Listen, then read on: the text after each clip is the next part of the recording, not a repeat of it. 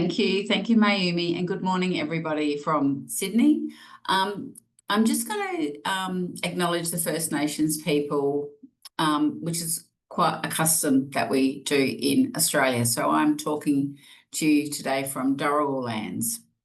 It's where I'm working today. I live on Gadigal lands of the Aurora Nation, and I just pay my respect to elders past, present, and emerging for the care that they've taken and the sovereignty of the land. And yeah, that'll do. I'll leave it there. So, hi everybody. My name is Alison Hutton, and I'm a conjunct professor between Western Sydney University and the South Western Sydney Local Health District, which is quite a large local health district in New South Wales, which is east in Australia. I've been working in the competency space for many years, initially leading a review on behalf of the International Council of Nurses in 2015. And so 10 years on, I thought it was timely to, talk to members of WADM and others about why disaster competencies matter and how they can influence disaster care in a positive way, not just in theory, but also in practice. So why do disaster competencies matter? Well, as disasters increase in frequency and complexity, nurses are often in the front line. Today, I'll unpack how competencies strengthen preparedness, ensure effective response, protect both nurses and the communities they serve. In the current context of increasing vulnerabilities during disasters and associated emergencies, nurses are often thrust into a central and critical role. And as the largest global health workforce, nurses are often first responders and then the long-term carers during disasters, making them essential to community response and recovery. To ensure that nurses can respond safely, effectively, and ethically under pressure, a common professional standard is essential. And this standard is embodied in the structured disaster nursing competencies.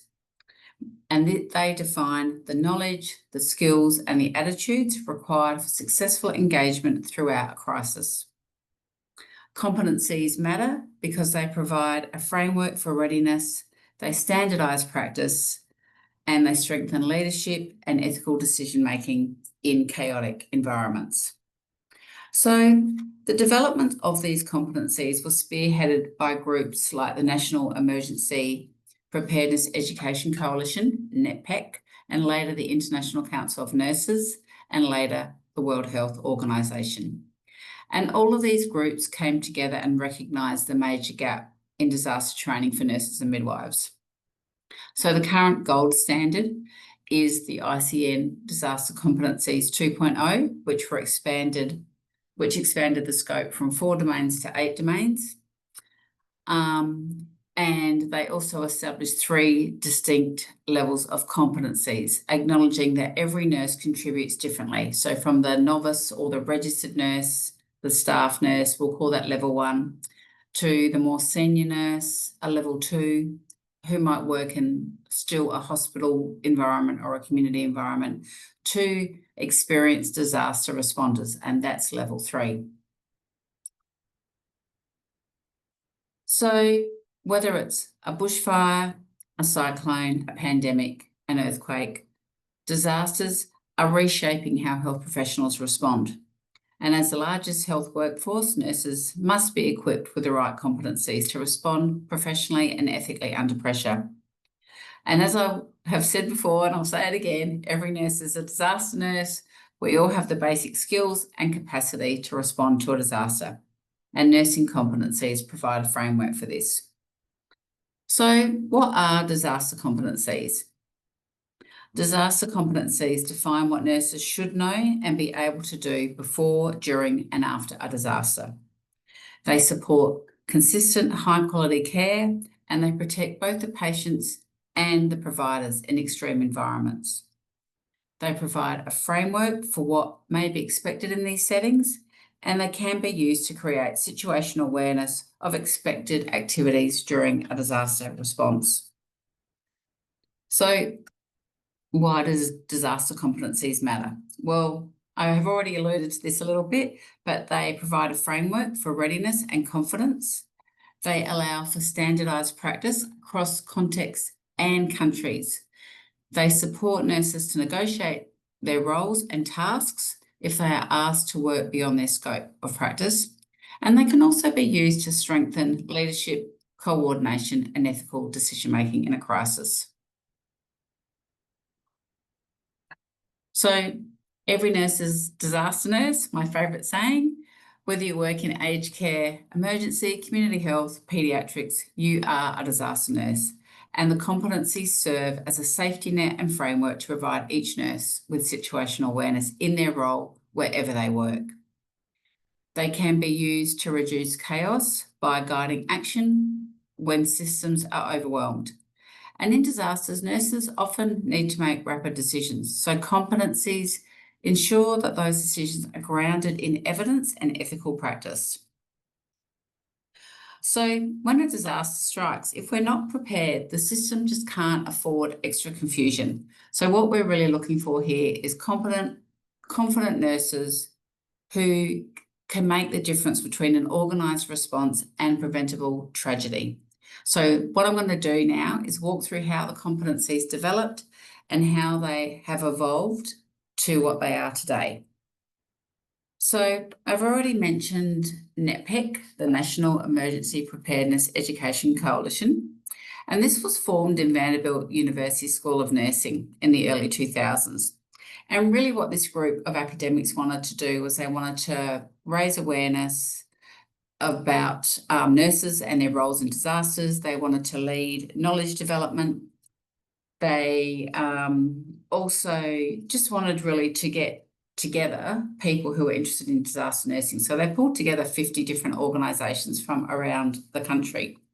And the goals of this coalition were to identify competencies for nurses at academic and educational levels, for continuing education, They wanted to establish a clearinghouse of information about what we already knew about how nurses responded to disasters. Nurses have responded to disasters for years and years, but they wanted to gather together the evidence and form a baseline. And they also wanted to provide input into policy development relating to nursing practice, education, and research at the governmental and institutional level. Now, I hope the next slide doesn't distress people knowing that I've got an international audience, but I just wanted to really quickly talk about the importance of 9/11 and how it really did serve as a catalyst to spearhead the competencies. And we all know where we were during the 9/11 attacks. I was on the couch feeding my 5-month-old baby, who is now 24 years old. But what 9/11 showed us is that we needed a coordinated response. People ran into New York to assist, and what this did was force first responders to set up in Central Park in September when it was pretty cold. Patients couldn't be moved out into periphery hospitals as roads were jammed. People were trying to get into New York, people were trying to get out. But what this event showed us that in this time of crisis, we really needed systems around us, and that people needed to understand the system that they worked within, nurses included. So the first step of the coalition was to review the existing literature and to conduct a structured review of existing competencies. Also, whether there were any national level courses and any published training objectives. Once this was done, there was a synthesis of the current competencies within this literature, and they were pulled together and they were reviewed by an expert panel. So because this was an international effort, the core competency development then moved from Vanderbilt University to the University of Hyogo in Japan, who undertook the research needed to develop these core competencies. So first, they developed a framework of the fundamental competencies based on the literature, and then they identified and structured curricular content that nurses should be aware of. Really just a bit of Competency 101.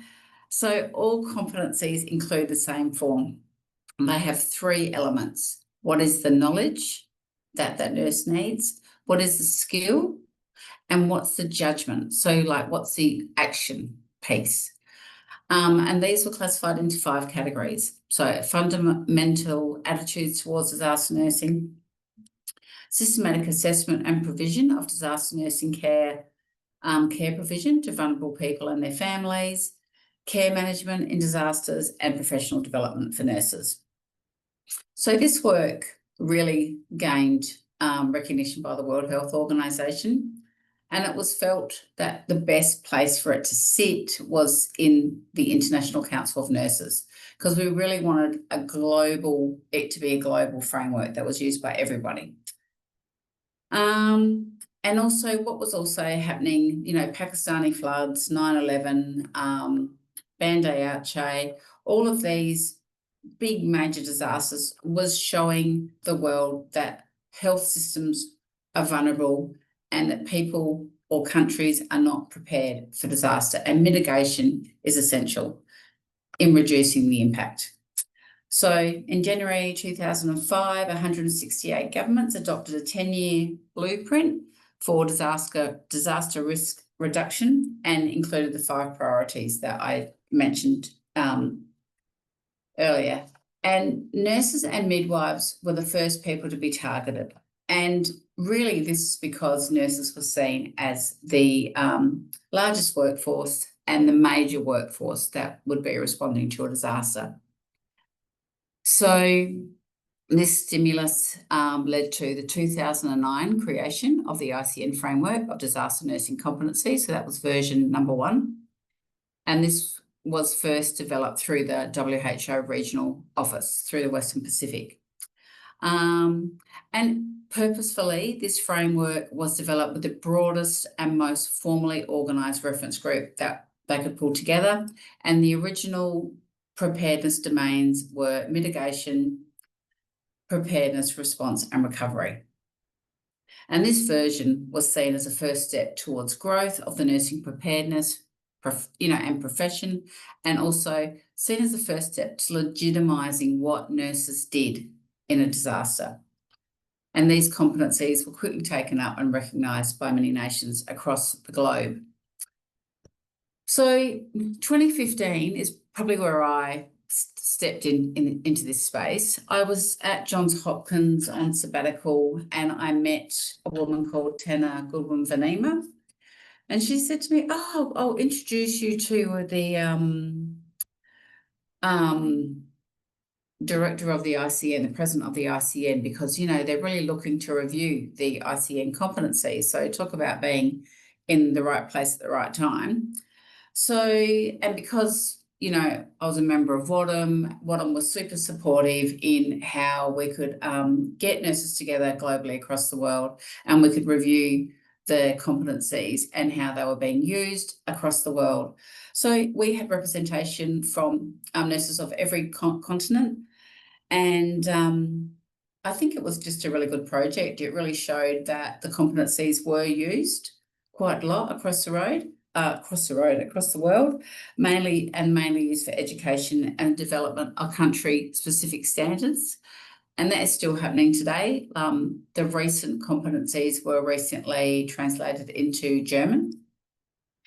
But I think for me, the most telling part of what we found in this review, was that nurses didn't look after, there was no mention of nurses looking after themselves. There was no mention of psychosocial care.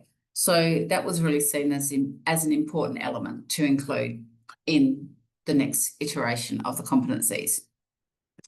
So what we found was that competencies were used for educational purposes.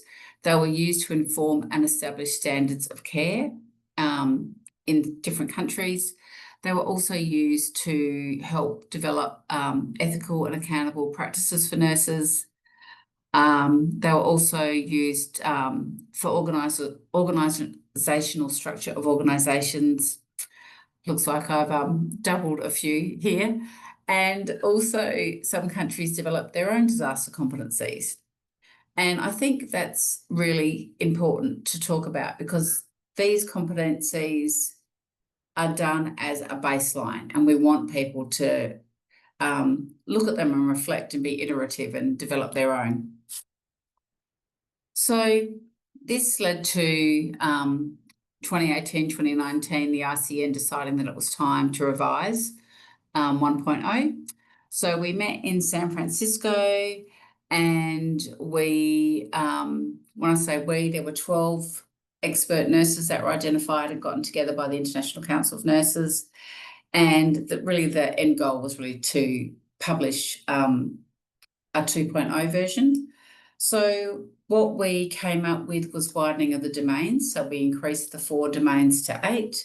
And we also thought it was really important to increase, not just talk about the everyday nurse, but to also define levels of nursing. So we defined level 1 as the everyday nurse, level 2 as a nurse who might work in a community setting or a hospital setting, but in a more senior role, who might then report down to the everyday nurse. And then later on, but I'm not going to talk about it too much today, we developed level 3, which I actually think is one of the most important domains. And that level 3 is for nurses.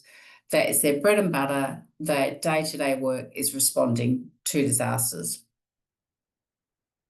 And so these are the competency domains. And I'm sorry, it is a little bit blurry, but what you can see there is domain 1 is preparation and planning, communication, incident management systems, safety and security, assessment, intervention recovery, and law and ethics. And I'm just going to walk us through the domains. Hopefully I won't spend too long on this.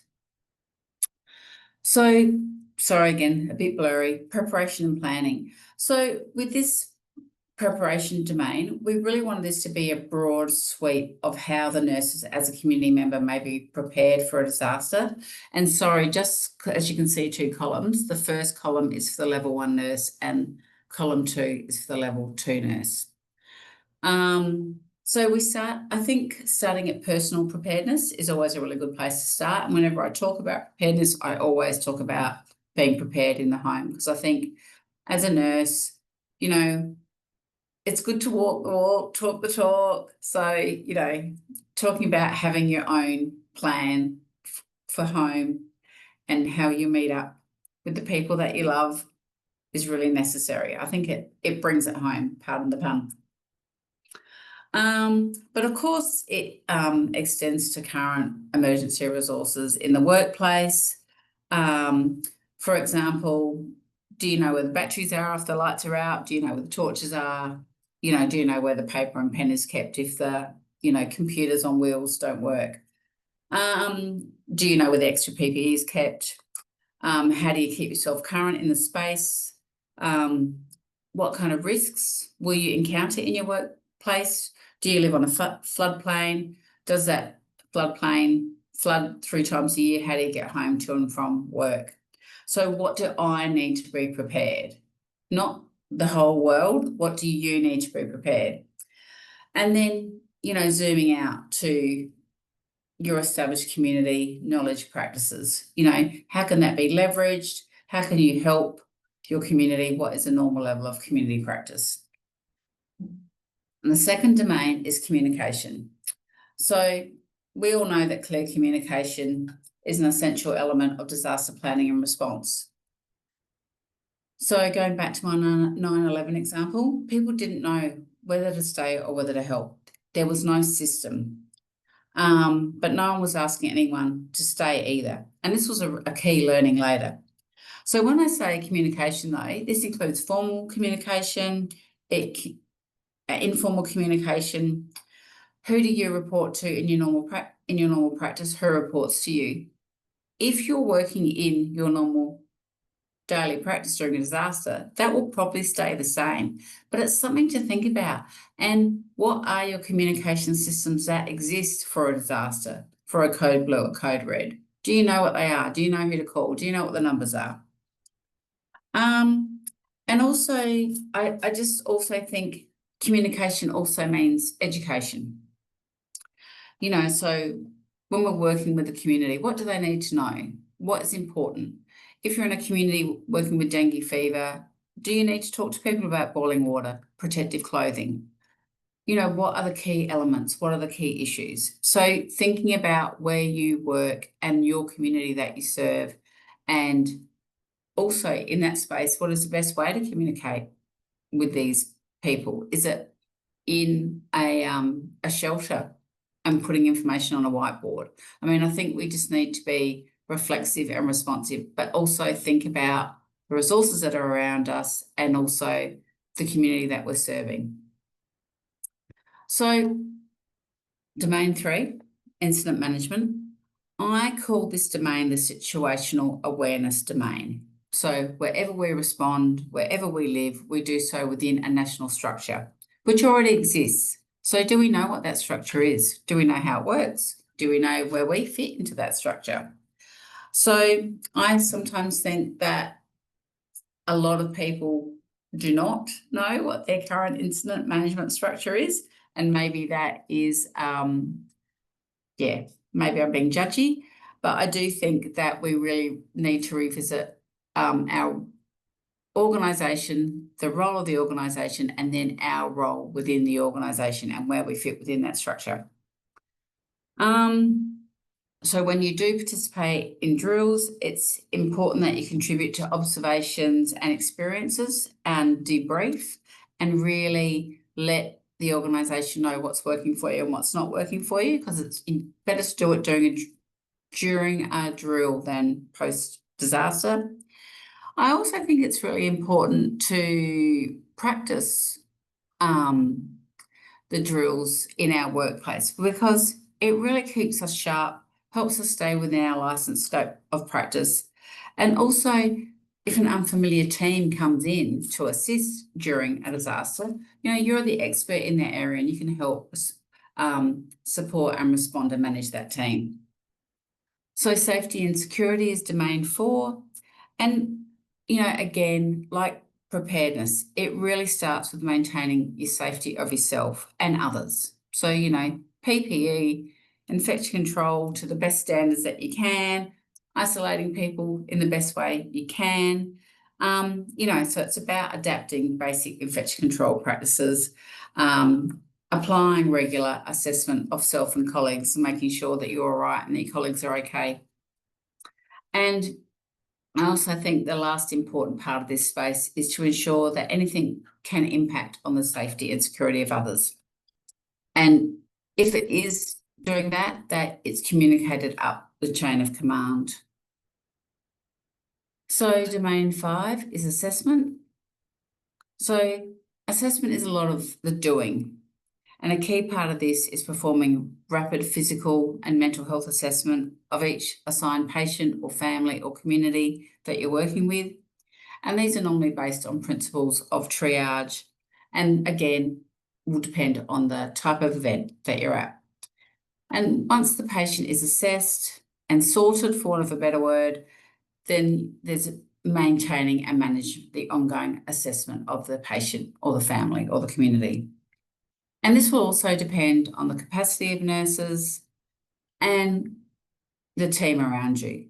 You may be given one task to do during a disaster, but again, this will depend on the type and scope of the disaster and the team and the resources around you. So domain 6 is intervention. And again, this is a lot of doing. This is where we provide first aid or patient care based on priority needs and also available resources. It may also include isolating individuals or specific families or clusters if there's a risk of spreading of communicable diseases or conditions. Intervention also includes how we engage patients, their families, assign volunteers during the event. And it means that we may, as nurses, participate in surge capacity activities, or it may mean that we are managing a large number of deceased. It really depends on the scope of the emergency. And then we start moving into the recovery phase. And, of course, one domain leads into another. And recovery does tend to follow intervention, where we guide and assist the wider community to maintain or resume normal functioning post-event. And this may include specific workplaces or organisations helping them maintain normal functioning. This may also include making referrals to existing organisations and discharging patients from care. And this is why, for nurses, it's really important that we have that situational awareness, that preparedness, that we know what the available resources are around in our community. We know who the NGOs are. We know where we can send people to. We know places of shelter. So normally schools in Australia. And that we can then direct people to that while we are helping them to recover. Last but not least is law and ethics, which is the overarching but critical, important domain of how we practice. And I think it's really the basic premise of this is understanding that even in a situation that may be scarce of resources and might be quite stressful, that we work in the best ethical manner that we can. And for those nurses that are working outside their normal environment, it's really important to focus on specific local customs or law that needs to be adhered to and recognised. And you can do that by asking people. There's normally a leader or someone senior to communicate with about what is the right way or wrong way to manage people or deceased or give care, or who to communicate with. And I think taking the time to learn that is really important. So I'm just going to start wrapping up. So competencies, these competencies are supposed to be the start of the conversation. They're not set in stone. We want them to be iterative. We want people to look at them in a practical / intellectual level and go, what are they missing? What's overlapping? What don't we need? We want them to be the start of the conversation, not the end of the conversation. So I did mention earlier, and that for the basic international Council of Nurses Competencies for Disaster Nurses, God, I'm tripping over myself, that there were 2 basic levels and we did level 3 later.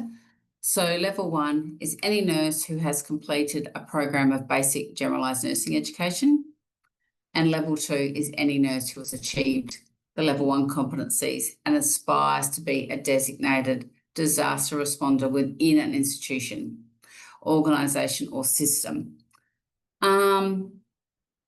So that does sound very broad, but again, remember that these are international competencies, so we've tried to make them as broad as possible. That's why we're not using the word registered nurse or staff nurse. That's why we're saying generalised nursing education, authorised to practice by their regulatory body. So that's why that's very broad. So why do all this work? Why do competencies matter? Firstly, this work helps to support and recognise the role of nurses in a disaster response. Nurses are recognised by governments internationally as a significant human resource during a disaster. The broadness of the nurse's role means that they are not only central to the response, but to the recovery piece, and then to the overall community resilience and recovery. The core message that every nurse is a disaster nurse means that preparedness is a professional responsibility and right, and nurses deserve to be supported in this space with a professional framework to support their practice.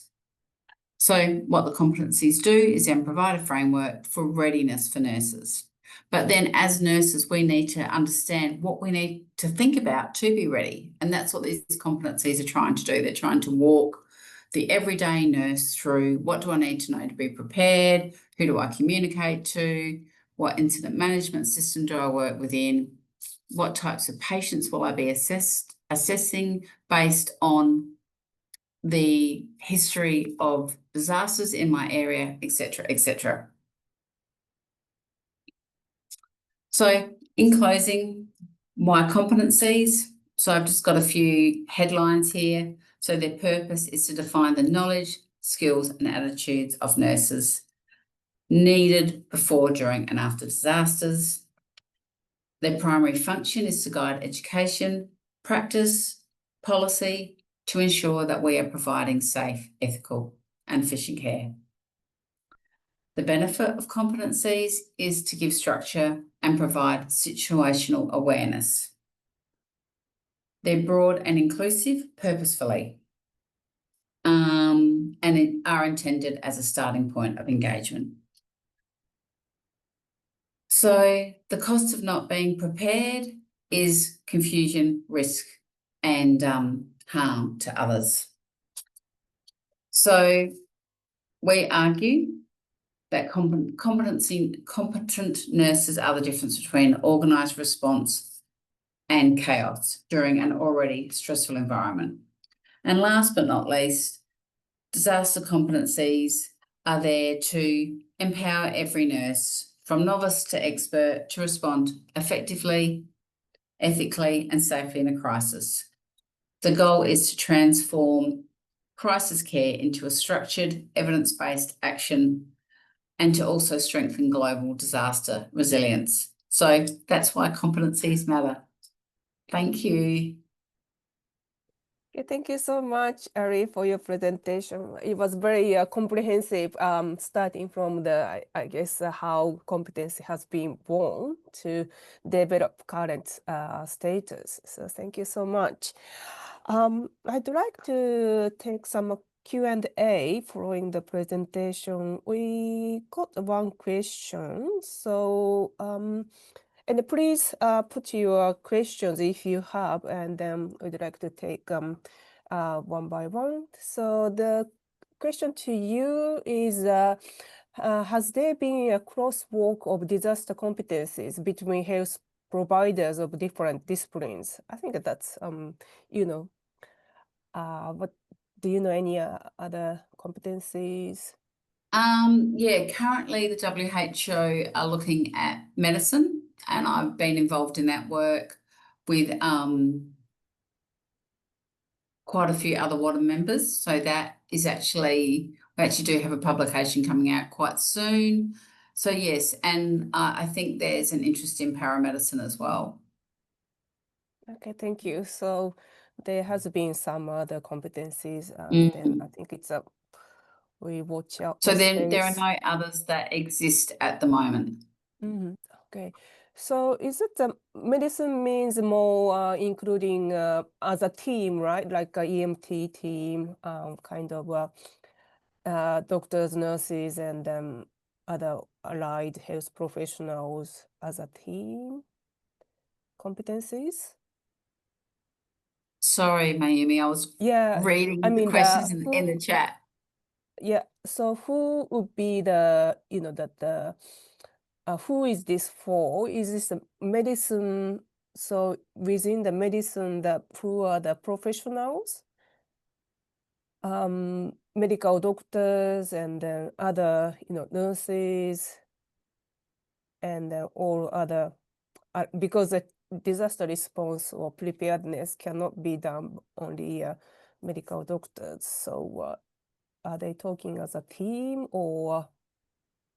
Sorry, I don't understand the question. Oh, hang on, is it here? Patricia, has there been crosswalk of disaster competencies? Is that the one you're reading out? Yeah, that's right. So yeah. okay, No, I think, Patricia, no. And I can just have a read if you want. It's easier for me to have a read if that's okay. Yeah, and is that all right? So if I go to Josham next. Yeah, okay. I can see the questions here. Yeah, so okay. You reported on 3 elements of competencies: knowledge, skill, and judgment. This is a classification found in ICN literature. Yeah, across the term judgment. Yeah, I agree. I think it's more attitude. I would agree. So, sorry, I don't know if everyone can read the question, but knowledge, skills, attitude model, which goes back to Bloom and it's frequently used. So yeah, I just think it's just something that we'll probably revisit in the next iteration. But yeah, I like attitude a bit more too. That is an inherited Yeah. So that next word was question, shall we chosen, go? yeah, Yeah. before I came along. Yeah, so domain 1 is preparation planning. Is this including mitigation preparation? Yes, Simone, it includes mitigation. David, how do you think the pandemic have impacted how we view the competencies, and has there been discussion of further reduction? No. Okay, so look, I think the competencies were really well used prior to the pandemic. And they were used in the education space. Sorry, I'm answering David's question. How do you think the pandemic has impacted how we view the competencies? And there will be further revisions, probably late, I'd say another 10 years. I don't think there's any appetite to look at them right now because they were only reviewed in 2019, which is nearly 6 years ago. But we had to really fight to review the competencies in 2014 when they had been established in 2009. So I think unless there is any agitation from nursing boards or the general nursing population that feeds up through the ICN, I doubt they will be reviewed anytime soon. I could be wrong. We launched the level 3s in 2013 at the ICN in Montreal. So I still think it's early days. And then how do you think the pandemic has impacted how we view the competencies? I'm going to go back to that really quickly. I just think that a lot of the disaster preparedness literature shows us that most nurses feel moderately prepared, but the CBRNE piece was always the bit where people didn't feel prepared. And I think the pandemic really highlighted that even more. So I think probably that's how the pandemic really saw that if you didn't have a system in place, you needed to have a system in place. And if you didn't know who to talk to in your workplace, you really needed to. So I think, especially in Australia, I would say I think that's been the biggest change, but that could be different in other parts of the world. Hamza, to what extent can ethical principles truly be applied in disaster settings where humanitarian duty often clashes? That's a really good question. I think it's really up to the individual. I think it's up to the team leader. I think it's up to how people are prepared. But I think it's important that we include them. I think it's important that we work to the best scope of practice that we can. Sharon Stratton, do these competencies give accreditation credentials for providers, even if not nursing, but plays a key role? So what most countries have done is they've taken the competencies and they've developed credentials from them. We haven't done that in Australia. So, but Sharon, I'm not sure where you're from. Matteo, have you completed collaboration with auxiliary services such? No. Sorry. Rowena, thanks, Ali. Great and wonderful. Thank you, Rowena. We've been talking about core competencies as a basis for structured education training. Can everyone see the questions? I just thought, anyway. And accreditation assessment against these competencies. I'm wondering if there are any structured mechanisms for nurses. Yeah, so again, in Australia, we don't. We have formal levels of training such as AUSMAT, but again, they are for people that go out into and respond to disasters as part of their day-to-day practice. Kathleen, I'm guessing that you are from the US. Are there any specific FEMA or any online courses you could recommend? You would have to ask people in your country. So I'm I sorry. think Jamra would be able to answer. Would you like to answer, Jamra? Oh, yeah, Gemma, Yeah. good. Stop me from talking. Oh, I apologize. Yes. Thank you, Ali. Thank you, Mayumi. So yes, there are some other courses besides FEMA.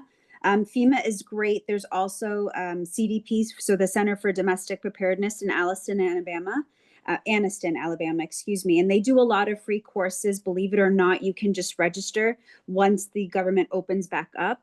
I highly recommend you also look into whatever region you're in. There's the Disaster Health Response Ecosystem, and they do free training online, such as disaster behavioral lectures. They also do disaster ethics. I know, Ali, there was a question coming up in regard to disaster ethics, but all of that is available online. And I will go ahead and put my email in the chat, and I will also put that the Disaster Health Response Ecosystem. There's also ASPR Tracy, and again, I'll put those acronyms in the chat for those that are stateside. And then I'll just turn it back, Ali and Mayumi, for the two of you to focus more on the international side. And I'll put all of those in the chat so people can look at those for later on. Thank you. Yeah, so thank you, Gemma. That's really helpful. What the WHO is trying to do is they're trying to get everybody, I mean, all medical professionals that will respond to a disaster, to think about what already exists within each country and then establish a kind of framework where we can assess what already exists. And then no matter where you live, there's courses available to you that will then be recognised on a more global scale. So the literature review that I was referring to is kind of the very, very first step, but then the next step will be to kind of have an agreed upon framework to kind of fit in all the different courses that exist everywhere and to think for your country that is a national standard that has been deemed as appropriate for this level of response or that level of response. And when I mean that level of response, I mean your role in as a responder, not which kind of disaster you'll respond to. So that's still work. I mean, this is all really new stuff. I mean, what disasters have shown us around the world is that, you know, we're not prepared. We're a lot more prepared now, a lot more prepared now. But that's why I thought it was important to show the work that has been done, because it was like secret men's business. You know, like we didn't know what was going on, but it's really trying to get stuff out into the open and to think about what is a professional standard, what's not a professional standard, what is ethical practice, how can we try and maintain it to the best of our ability. This is not a perfect world. It's really about just trying to set a framework that people can use as a baseline to then use in their own organisation. So Gary has put a very good question on. Is there any thoughts about competencies for mitigating the effect of misinformation, disinformation? Look, I think if that is something that we could put that into communication. I mean, one of the things that I've always been taught in the disaster emergency situation is media training. And I do think it's in the level 2 and in the level 3 competencies about how you communicate to the media around what's happening in a disaster, but then and that would be seen as being a more senior role. So Gary, I hope that answers your question. David Williams, hello David. Safety and security should encompass both internal risks and can be addressed. Yeah, of course, that is true. And again, that can be added. And again, one of the things I really want to reiterate is this, you know, it's a baseline. And if you are using these competencies to help your area or your organisation, you can add extra. I mean, that's what these competencies, these are for. They're as a platform for you to jump off and to, you know, expand upon. Okay, I hope I said your name properly. Thank you for your lecture. It's become clear that all nurses require disaster response capability. I'm currently experimenting with ways to communicate to nurses not directly involved, what approaches are you employing to engage a large number of nurses? In Australia, I have a disaster course based on these competencies. I have tried to make it available to the ICN and, you know, again, but I think, again, these competencies can be used in different countries as a platform or a baseline to talk to nurses about what they should think about. And for me, it's not skills, it's not triage, it's not intubation, it's not wound dressings. We all know how to do that, or maybe not intubation, but it's about situational awareness. What do you need to know, think about in your area in order to be an effective member of the team, in order to respond? And I can see Matteo has put up some other courses, so BDLS and ADLS for United States, and they're free, and also International Trauma Life Support. So thank you for sharing. That's really, really important. Gemma, I saw a question from you, but now I can't find it. Let me go back and look. I just want to, if I may, if you don't mind, Ali, may I say something? Yeah, go. I do know that BDLS and ADLS are not free depending on where people are. So just throwing that out there. But in the webinar chat itself, I did put in Asper Tracy, CDP, all of those, and they do have free information. I know Pat Frost is also on the line, and she also does a lot of content on social media in regard to the National Pediatric Disaster Coalition. And they also provide disaster I don't want to say competencies, but lectures, webinars, specifically related to pediatrics and disasters. She did put her information in the chat in the beginning. I highly recommend those of you, even if you're not in the US, our international partners, to check out the website. A lot of the website content can be translated in different languages, which is extremely important when we think of our international communities. Yeah, and I absolutely. didn't see it, Ali. Maybe I missed it. If anyone does have any questions, no, please. I'll just stand back in case anyone has anything for US side. I'll go back and see. It might be in the chat. There's lots of stuff in the chat.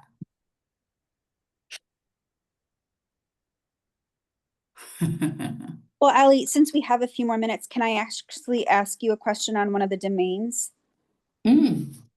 So I just have a question. I know you talked about it was domain 6, but then it got me thinking, you know, here in the US, we focus a lot specifically on incentives for nurses. And so is there an opportunity in your mind or in Australia or what you have seen where if nurses do get these competencies and they, you know, are utilized in those roles in the hospital or in the healthcare system, is there an incentive such as increased pay? I know that is always something that comes up here in the US for nurses. No. No. Okay. I don't see it. I mean, I think it's a great idea, and I think we should recognise all of the extra work that nurses do to, you know, really keep their practice contemporary, but unfortunately, no. So Joyce has put ANA used to offer disaster certification, but it has been. So actually, that is the ANCC. So it's the I'll put that in the chat too. So it's the National Healthcare Disaster. So NHDP Board Certification. So you are correct. It did get sunsetted. But for those of us that have it, ironically, I just renewed mine. They're really just allowing those of us that have it just to continue with it. And I will say that a lot of the content from that is, I don't want to say basic, but it's things that disaster responders are familiar with. But yeah, the outline for that course is actually really great. You can get that online. So maybe that's an opportunity for people who are taking what Ali has stated as far as the domains and kind of implementing them and matching them with the framework from NHDP board certification. I'll put that in the chat. Yeah, that sounds really useful. I mean, when we met, there were nurses from all over the world, different roles. I do really want to acknowledge the work of Professor Christine Gebby in this space. She was, you know, quite a fierce proponent of the competencies and really was instrumental in pulling them all together. And so was who was the senior professor in Japan that was also Yuko Minami? yeah, also really instrumental. So those two women in their roles were really instrumental in getting the competencies up. Yeah, as well. So Aiko Yamamoto too, I think. yeah, Yeah. I think so too. Thank you, Mayumi. Yeah, so All right, so I think a lot of questions, and thank you so much for the all interest. I think that the competence is a really good, I would say, vehicle to promote everyone's discussions, and that the more nurses delivering care, even during disasters, all phases of the disasters, good quality of care, and looking after ourselves. So thank you so much. And I think we can close for this session. And I'd like to also thank you for Andrew and Jamra to set up and support this webinar. Thank you so much. So have a good day and have a good evening, everyone. And we will see you sometimes on the bottom and the event. Okay, thank you so much. thanks, Mayumi. Thank you so much. See ya.